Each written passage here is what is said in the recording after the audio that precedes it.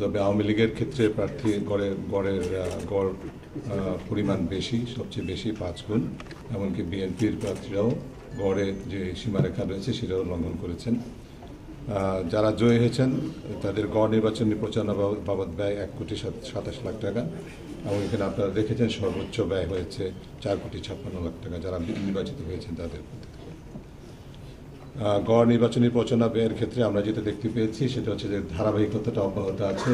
২০০৮ নির্বাচনের সময় আমরা একই প্রক্রিয়া অনুসরণ করে প্রাক্কলন করেছিলাম, তখনও ৩ গুণ নির্ধারিত সীমা, তৎকালীন নির্ধারিত সীমা ৩ গুণ বেশি ব্যয় করা হয়েছিল প্রচারণা বাবদ। এবারও ৩ গুণের বেশি প্রচারণা বাবদ ব্যয় হয়েছে। আপনাদের একটু মনে রাখতে হবে যে আমরা যে প্রাক্কলনটি করছি, যে ব্যয়ের কথা বলছি, সেটি হচ্ছে নির্বাচনী প্রত্যক্ষ প্রচার এবং প্রচারণার সাথে সম্পৃক্ত যে ব্যয়। এর বাইরে অন্যান্য ব্যয়, যেমন মনোনয়নের লক্ষ্যে যে সমস্ত ব্যয় বা এই ধরনের অন্যান্য যে ব্যয়গুলো হয় নির্বাচন কেন্দ্রিক, সেটার কিন্তু তথ্য আমাদের কাছে নেই, সে বিষয়ে আমরা মন্তব্য করছি না। আমরা যেটা দেখতে পাই যে যদিও অংশগ্রহণমূলক নির্বাচন হয়েছে এই অর্থে যে সব রাজনৈতিক দল নির্বাচনে অংশগ্রহণ করেছেন, তবে এটিকে আংশিক অংশগ্রহণমূলক বলা যেতে পারে। তার কারণ হচ্ছে যে প্রার্থিতা ছিল সবগুলো দলের, কিন্তু সবগুলো দলের সমান প্রচারণা ছিল না। বিশেষ করে ভোটারদেরও সমান, তাদের অধিকার অনুযায়ী, তাদের প্রত্যাশা অনুযায়ী ভোট দেওয়ার মতো সমান সুযোগ ছিল না। আমরা যেটা দেখেছি গবেষণা অন্তর্ভুক্ত 50টির মধ্যে 47টি আসনে কোনো না কোনো অনিয়মের অভিযোগ পাওয়া গেছে, সেগুলো আপনারা দেখেছেন উপস্থাপনায়। উল্লেখযোগ্য হচ্ছে যে প্রতিপক্ষের পোলিং এজেন্টকে কেন্দ্রে প্রবেশ করার সুযোগ না দেয়া, নির্বাচনের আগে রাতে ব্যালটে সিল দেওয়া, অনেক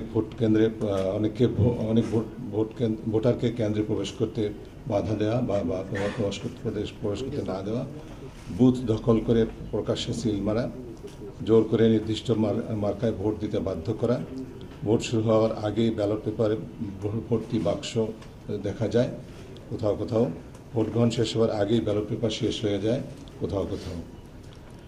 নির্বাচনের প্রত্যাশিত যে নির্বাচন কমিশনের যে প্রত্যাশিত নিরপেক্ষ ভূমিকা, সেটি পালনে ব্যাপক ব্যর্থতা দেখা গেছে। বিশেষ করে সমান প্রতিযোগিতার ক্ষেত্র নিশ্চিত করার ক্ষেত্রে নির্বাচন কমিশন যথাযথ ভূমিকা পালন করতে পারেনি, তার যথেষ্ট তথ্য রয়েছে। বিশেষ করে সব দলের অংশগ্রহণের সুযোগ নিশ্চিত করার জন্য সমান উদ্যোগ নেওয়া হয়নি। এই বিশেষ করে নির্বাচন প্রক্রিয়ার শুরুর অংশ হিসাবে তখন বলা হয়েছিল যে দলের অংশগ্রহণ করার দায়িত্ব নির্বাচন কমিশনের নয়, এবং সেই কারণে তাদেরকে এই বিষয়ে কোনো উদ্যোগ নিতে দেখা যায়নি। সব দলের নির্বাচনী সভা সমাবেশে সমান সুযোগ নিশ্চিতে দায়িত্বশীল ভূমিকা পালন করতে পারেনি নির্বাচন কমিশন। প্রতিপক্ষকে দমনে সরকারি দলের বা সরকারের ভূমিকার সহায়ক অবস্থান নিতে দেখা গেছে। প্রচারণার ক্ষেত্রে সব দলের জন্য সমান সুযোগ নিশ্চিতে ব্যর্থ ছিল নির্বাচন কমিশন। সব দলের প্রার্থী ও নেতাকর্মীদের নিরাপত্তা সমানভাবে নিশ্চিত করতে পারেনি নির্বাচন কমিশন। নির্বাচনী আচরণবিধি লঙ্ঘনের নিয়ন্ত্রণে বৈষম্যমূলক আচরণ দেখা গেছে নির্বাচন কমিশনের পক্ষ থেকে। সর্বোপরি যেটা বলা হয়েছে, লেভেল প্লেইং ফিল্ড বা সমান প্রতিযোগিতার ক্ষেত্র নিশ্চিতে ব্যাপক ব্যর্থতা দেখা গেছে, এবং একই সাথে নির্বাচন কমিশনারের মধ্যে এ বিষয়ে মতদ্বৈধতা দেখা গেছে, যেটা একটা অভূতপূর্ব বিষয়। আরেকটি বিষয় আমাদের দৃষ্টি আকর্ষণ করেছে, সেটা হচ্ছে যে আপনারা সেটা প্রতিবেদন করেছেন বিভিন্ন গণমাধ্যমে, পত্রিকা এবং চ্যানেলে। সেটা হচ্ছে প্রধান নির্বাচন কমিশনার স্বার্থের দ্বন্দ্বের ঊর্ধ্বে উঠতে পারেননি, তার নিকটাত্মীয়ের প্রার্থিতার প্রেক্ষিতে তার অবস্থান ব্যাখ্যা করেননি, যা একটি সাংবিধানিক প্রতিষ্ঠানের প্রধান হিসেবে তার নিকট থেকে প্রত্যাশিত ছিল। নির্বাচনের সময় তথ্য প্রবাহ নিয়ন্ত্রণে ব্যাপক পদক্ষেপ গৃহীত হয়েছে, যেটা ব্যাপকভাবে বিতর্কিত হয়েছে। একইভাবে পর্যবেক্ষক ও গণমাধ্যমের জন্য অভূতপূর্ব কঠোর নিয়ন্ত্রণ ব্যবস্থা ছিল, এবং নির্বাচন কমিশনের পক্ষ থেকে বিতর্কিত বক্তব্য উপস্থাপন করা হয়েছে, বিশেষ করে পর্যবেক্ষণ বিষয়ে। যেমন একসময় বলা হয়েছিল নির্বাচন পর্যবেক্ষকদেরকে পাথরের মূর্তির মতো আচরণ করতে হবে, যেগুলো প্রশ্নবিদ্ধ করেছে নির্বাচন কমিশনকে। আমরা দেখেছি আইন প্রয়োগকারী সংস্থা ও প্রশাসনের একাংশের পক্ষ থেকে নির্বাচনী কর্মকর্তাদের পক্ষ থেকে পক্ষপাতিত্বমূলক ভূমিকা পালন করতে দেখা গেছে, যেটি আইনের লঙ্ঘন এবং নীতি বিবর্জিত। সর্বোপরি আংশিকভাবে অংশগ্রহণমূলক নির্বাচন হয়েছে, নির্বাচন আচরণবিধির ব্যাপক লঙ্ঘন হয়েছে, এবং এর কারণে এই ধরনের লঙ্ঘনের অভিযোগের কারণে নির্বাচনকে প্রশ্নবিদ্ধ এবং একটি অভূতপূর্ব নির্বাচন অনুষ্ঠিত হয়েছে বলা যায়, যার ফলাফল অনেকের কাছে অবিশ্বাস্য হিসাবে আলোচিত হয়েছে এবং এবং নির্বাচন কমিশনের ভূমিকা অবশ্যই ব্যাপকভাবে লজ্জাজনক ছিল। প্রশাসন এবং আইন প্রয়োগকারী সংস্থার ভূমিকা ছিল বিতর্কিত। আমরা বেশ কিছু সুপারিশ করেছি, আপনারা সেগুলো দেখেছেন। আমরা একটা সুপারিশের প্রতি এই পর্যায়ে দৃষ্টি আকর্ষণ করতে চাই, যেটি আমরা নির্বাচনের অব্যবহিত পরে একটা প্রেস বিজ্ঞপ্তির মাধ্যমে আমরা দাবি তুলেছিলাম। আমরা সেটি পুনরায় উপস্থাপন করছি। সেটি হচ্ছে যে সরকারের পক্ষ থেকে সরকারের নৈতিক দৃঢ়তার জন্য এবং তাদের আত্মবিশ্বাস বৃদ্ধি করার জন্য একটি কাজ সরকার অবশ্যই করতে পারে, সেটা হচ্ছে যে অভিযোগগুলো উত্থাপিত হয়েছে সেগুলো বিচার বিভাগীয় তদন্তের উদ্যোগ গ্রহণ করতে পারে। সেটি হলে সরকারের আত্মবিশ্বাস, তাদের যে ক্ষমতায় অধিষ্ঠিত থাকার নৈতিক অবস্থান, সেটা সুদৃঢ় হবে। আমার দিক থেকে এই পর্যায়ে বক্তব্য এতটুকুই।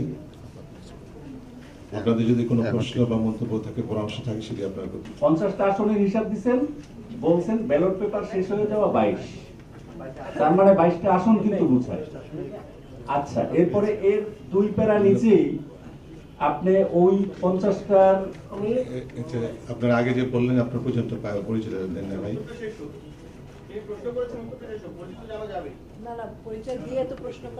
কি গবেষণা প্রতিবেদনে বলা হচ্ছে যে এই নির্বাচন ত্রুটিপূর্ণ নির্বাচনে আছে, যেই সরকার আসলে এই নির্বাচনের মধ্য দিয়ে এসেছে, মানে এটা এক ধরনের। এবং এরপরে আসলে এরপর আসলে সুপারিশটা কি, এই সুপারিশ কেন আসলে সরকারের কাছে?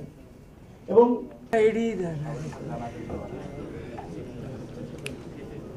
আমি কোনো গবেষণায় আমরা আসলে প্রথমে এই 50টা আসলে আমরা তো সব প্রার্থীর কার্যক্রম নিয়ে তথ্য সংগ্রহ করতে পারবো না, সেজন্য আমরা এই 50টা আসনে যারা প্রার্থী ছিলেন তাদের মধ্যে যারা প্রধান প্রতিদ্বন্দ্বী মানে মেজর ক্যান্ডিডেট, তাদেরকে আমরা বেছে নিয়েছি এই 50টা আসন থেকে। এবং এই প্রধান ক্যান্ডিডেটের মধ্যে আমরা দেখেছি যে বেশিরভাগ আসনে 2 জন, কোন কোন আসনে এর বাইরেও আরো একজন ছিলেন। এই হিসেবে আমরা 50টা আসনে মোট 107 জন প্রার্থীর উপরে তথ্য সংগ্রহ করেছি, তাদের কার্যক্রম নিয়ে এবং তাদের উপরে তথ্য সংগ্রহ করেছি। না, উল্লেখ করা হয়েছে, এখন আমরা এটা মিলিয়ে ফেলবো কিভাবে?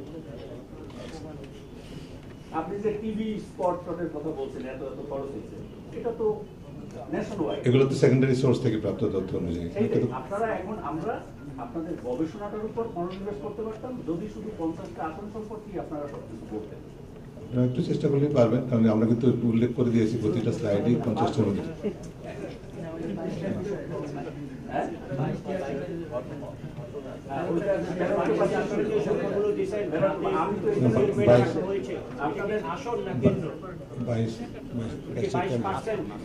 বাইশটি আসনের কোন কোন কেন্দ্রে এই ঘটনা ঘটেছে।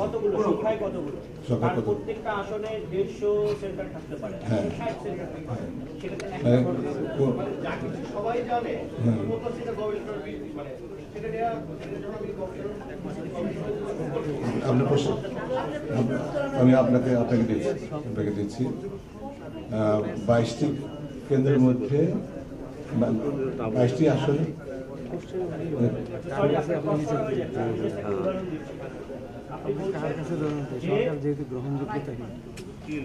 আমরা বলতে পারি যে এক বা একাধিক কেন্দ্রে ঘটেছে ওই আসনে এক বা একাধিক কেন্দ্রে, 30টা আসনে এক বা একাধিক কেন্দ্রে ঘটতে পারে। রাইট, 22টা আসনের এক বা একাধিক কেন্দ্রে ব্যালট শেষ হয়ে গেছে। Very good, clear. নেই যেটা দেওয়ার প্রয়োজন আছে বা কিছু, এই দাবিটা উত্থাপিত হয়েছিল এবং এটা যেটা বলা হয়েছে যে নির্বাচন কমিশন বলেছে এটা সিদ্ধান্ত গ্রহণের দায়িত্ব সরকারের, কিন্তু আমরা যেটা বলেছি সেটা এই বিষয়টি সরকারের কাছে নির্বাচন কমিশন ফর্মালি ফরওয়ার্ড করেনি। এটা ছিল আমাদের অবস্থা। আর অংশগ্রহণমূলক এবং আংশিক অংশগ্রহণমূলক বিষয়টা হচ্ছে যে আমরা যেটা বলছি যে এটা আংশিক অংশগ্রহণমূলক নির্বাচন শুরু থেকে বলা হচ্ছে এবং এটাকে মোটা দাগে অংশগ্রহণমূলক এই অর্থে বলা যায় যে সবগুলো রাজনৈতিক দল তাদের প্রার্থী দিতে পেরেছে, কিন্তু আবার অংশগ্রহণমূলক নির্বাচন বলতে যেটা বোঝায় বাস্তবে সেটা হচ্ছে সকলের সমানভাবে প্রচারণা করা, নির্বাচন কেন্দ্রে উপস্থিত থাকা, ক্যাম্পেইন করা ইত্যাদি যে সুযোগগুলো সেটা নির্বাচনের পূর্বে এবং নির্বাচন দিবসে যেগুলো বিধি অনুযায়ী সকলের জন্য সমানভাবে হওয়ার সুযোগ ছিল, এমনকি ভোটারদের যে ভোট দেওয়ার নিরাপদে ভোট দেওয়ার সুযোগ সেটাও আংশিকভাবে ব্যাহত হয়েছে। সেই কারণে আংশিক অংশগ্রহণ বলা যায়, আমরা সেই অর্থে বলেছি। আশা করি সেটা পরিষ্কার হয়েছে। গণতন্ত্রের জন্য এই ধরনের নির্বাচন কী ধরনের কী অর্থ কতটুকু প্রভাব বা করতে পারে, সেটা গণতন্ত্রের জন্য অবশ্যই এই ধরনের নির্বাচন ইতিবাচক নয়। এটা সেই কারণেই কিন্তু আমরা এটাকে বলা হচ্ছে যে প্রশ্নবিদ্ধ করা হয়েছে ইত্যাদি। এই জন্যই আমরা এটাকে বিচার বিভাগীয় তদন্ত চাচ্ছি, যার মাধ্যমে এটাকে সামনের দিকে এগিয়ে যাওয়া সম্ভব হবে। একটা নির্বাচনের মাধ্যমে গণতন্ত্র আসে না, একটা নির্বাচনের মাধ্যমে গণতন্ত্র ধ্বংস হয় না। এটা একটা প্রক্রিয়া, সার্বিকভাবে সেখানে দেখা উচিত বলে আমরা মনে করি। সংসদ ভেঙে নির্বাচনের বিষয়ে আমাদের কোনো অবস্থান নাই। এটা যেহেতু সাংবিধানিক অবস্থান, সংবিধানে যেভাবে আছে সেভাবে নির্বাচন হয়েছে এবং আমরা মনে করি এবং আমরা যেটা বলতে চেয়েছি, এটা থাকার কারণে সরকারি দল সুবিধাটা পেয়েছে। এটা হচ্ছে ফ্যাক্ট অফ লাইফ, সেটা আমরা বলেছি। এই সম্পর্কে আমাদের কোনো অবস্থান আমরা বলছি না। নতুন নির্বাচন দেওয়া এই বিষয়ে আমাদের কোনো বক্তব্য নেই, আমরা সে কোনো কমেন্ট করতে চাই না। কারা সিল মেরেছে সেটি আমাদের পক্ষে এই ধরনের তথ্য প্রকাশ করা সম্ভব নয়। আমরা তথ্য প্রদানকারীর কাছ থেকে আমরা এই তথ্যগুলো পেয়েছি এবং সেভাবে আমরা উল্লেখ করেছি। নির্বাচন গ্রহণযোগ্য কিনা আমরা যে পর্যবেক্ষণগুলো করেছি সেগুলো সাপেক্ষে গ্রহণযোগ্য, সেভাবে বিবেচনা করা যেতে পারে। গবেষণার মান সম্পর্কে, গবেষণার মান আমাদের নিজেদের গবেষণার মান আমরা অবশ্যই সর্বোৎকৃষ্ট বলবো। এটা সামাজিক বিজ্ঞান গবেষণা, এটা কোনো অনুসন্ধান নয়, এটা কোনো পর্যবেক্ষণ নয়, এটা পরিবীক্ষণ। এবং এটা এই ধরনের গবেষণার ক্ষেত্রে জাতীয় আন্তর্জাতিকভাবে পরীক্ষিত এবং প্রতিষ্ঠিত যে পদ্ধতি আছে সেগুলো অনুসরণ করে সেটা করা হয়েছে। কাজে আমরা এটাকে অবশ্যই সর্বোচ্চ মান প্রতিফলক হিসাবে মনে করি, বিশ্বাস করি। আমাদের তথ্য যে সংগ্রহ প্রক্রিয়া, আসন নির্বাচন প্রক্রিয়া, তথ্য সংগ্রহ প্রক্রিয়া এবং তথ্য বিশ্লেষণ প্রক্রিয়া সম্পূর্ণ বৈজ্ঞানিক ভিত্তির উপর নির্ভর করে করা হয়েছে। আর সরকারের কাছেই সুপারিশ করছি, কারণ হচ্ছে সরকারের কাছেই সুপারিশ করতে হয়। আমার প্রতিকার করবে কে? সরকারে আজকে যারা সরকারে আছেন তারা চিরজীবন সরকারে থাকবেন না, এবং যারা ভবিষ্যতে সরকারে থাকবেন তাদের কাছেও আমাদেরকে এই ধরনের দাবিগুলি করতে হবে। আর আমাদের সুনির্দিষ্ট দাবিটা যেটা সরকারের কাছে আমরা করেছি সেটা এখনও রিপিট করছি, যদি বিচার বিভাগীয় তদন্ত করতে হয় সাংবিধানিকভাবে সরকারের পক্ষেই সেটা করা সম্ভব। সেই জন্যই আমরা সরকারের কাছে এটা চাচ্ছি।